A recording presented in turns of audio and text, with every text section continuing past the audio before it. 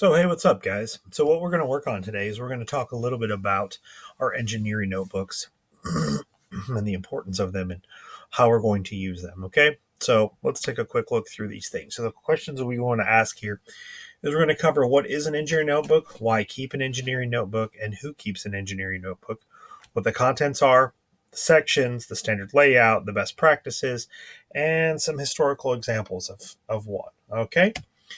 So, what it is, it's a notebook which, as an engineer, we're going to formally document our work and what we're going to do, and we're going to do so chronologically, which means we're going to follow an order the way that we do it. It only works best as if we're going to have a clear and detailed description. And the idea behind that, what I mean by clear and detailed, is it's not just a record for your own records, but it's going to be a record for anybody who's going to come behind you and who's going to look at your work and who can learn from your work while doing so. It's recognized as a legal document that is used to patent activities. Now, what that means is it proves who the idea came up with. It proves when it happened. So, in case, say for instance, you were doing this professionally and somebody tried to steal your idea, you could prove that they did so. And it just kind of shows us working hard and providing diligence over a time that helps us eventually get to a solution.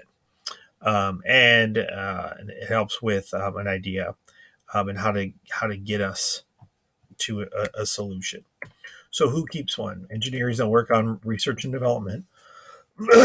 Excuse me. And that way, it's a legal documentation of work. It's just as you're working on those things, it shows. Oh, I got ahead of myself. It shows just kind of the continuity is what you've done over time. Like in the beginning of the project, as you've continued in working through some. Engineering students do so, both in high school and in college. It helps with your time management skills, and it helps your research and your communication and documentation skills. And you can turn it in one day for professional work, or if you apply to college, this could be a piece of evidence that would be part of that. So here's some contents that you're going to add. It'll be discovering the problem, research, sketches, brainstorming. If there's calculations that are required for it, any kind of thoughts or ideas that you have concerning your project. If you take pictures, you can take pictures, and then you would glue them in. We'll talk about how to do that in a few minutes. Any kind of input that you get from professionals, experts, and you could put notes from those conversations as well as their contact information, notes from meetings, your results from any kind of tests or any of those things you can do. We're going to do technical drawings. If you do the digital one, again, you would just cut it out and paste it in, and anything that we do to do so. So it's anything that we do that we use that's part of a specific design project. I'm sorry, a little frog in my throat today.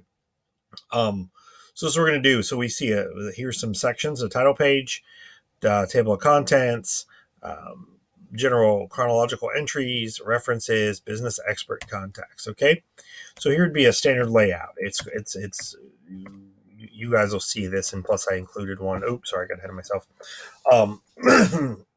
Yeah, you see, I got one for you. Those of you who came and picked up your notebooks, you've seen this. Those of you guys who have not come in yet, you'll see that when you do. But as part of this assignment, you'll see that I provided a digital copy of this for you guys to work with.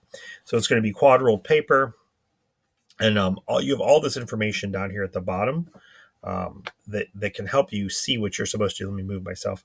So you have all this information, and all that does need to be filled out, and here it has to be signed by a witness. All right. Oop, I on the wrong screen. And it will also, I'm going to move myself up here.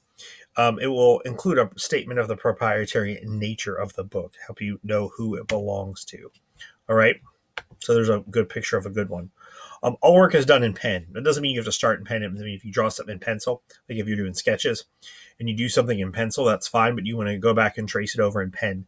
It needs to be in black. Any markers or pens that would bleed through, so some of those gel pens are probably not a good idea.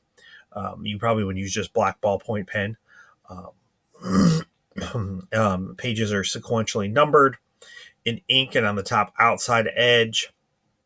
You'll see that right there. We don't actually have that in the ones we made, so that was a mistake on our part, but we'll fix that in the future.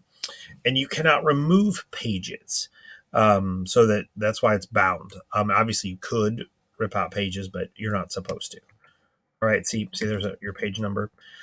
So entries begin at the top of the page, and we work left to right, top to bottom. We don't leave any blank space. Do you see this?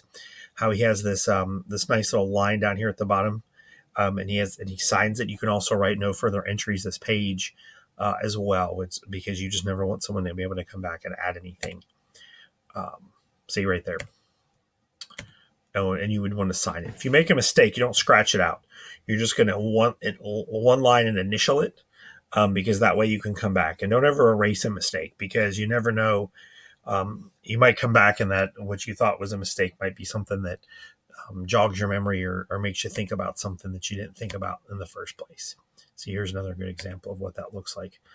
Every entry should be dated. That way you can keep a chronological idea behind what you're going to be doing and how you're going to be working and all those other things, so you can keep information moving forward. See that?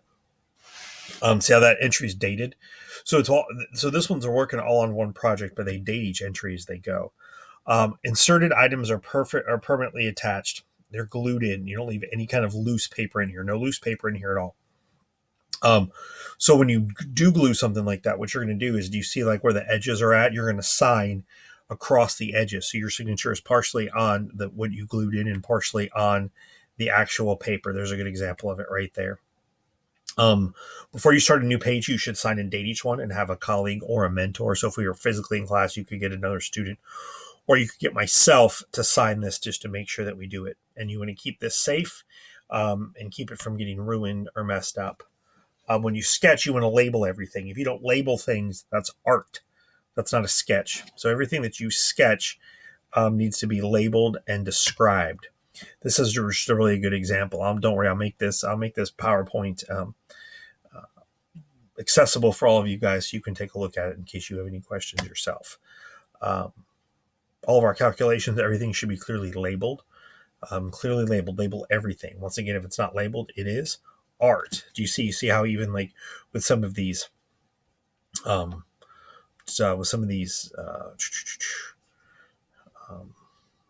what I'm looking for, calculations, they have it all written out. All right, see everything is clearly labeled.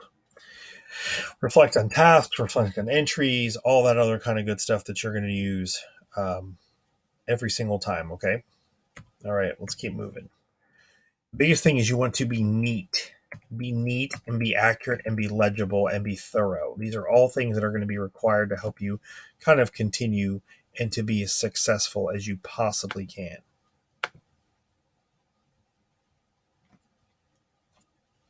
I have no idea why this is down here. All right. So here's a good historical example of the guy who invented Tupperware.